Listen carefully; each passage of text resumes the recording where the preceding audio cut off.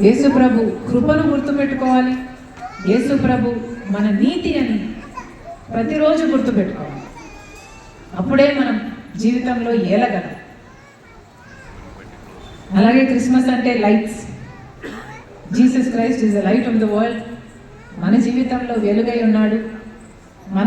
మనల్ని కూడా వెలుగుగా ఉండమన్నాడు. సో అది నిజంగా సత్యం అవును గాక. ముఖ్యంగా గుర్తుపెట్టుకోవాల్సింది సేవియర్ అండి.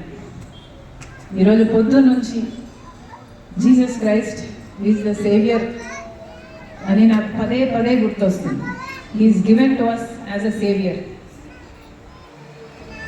He's given to us as a saviour. ఆయన పనే రక్షించడం. ఆయన రక్షించుట కొరకే వచ్చాడు. ఆయన రక్షకుడు. మన పరిస్థితి ఏదై ఉన్నా ఆయన రక్షించగలడు. మనం చేయాల్సిందల్లా నమ్మటం. మన ఆరోగ్యాన్నైనా రక్షించగలడు, మన కుటుంబమైనా రక్షించగలడు, మన ఆర్థిక స్థితి అయినా రక్షించగలడు. ఏదైనా మన సిచ్యువేషన్ ఏదై ఉన్నా కూడా ఆయన రక్షకుడు. మనం చేయాల్సిందల్లా నమ్మటం. He is our saviour. He really is our saviour.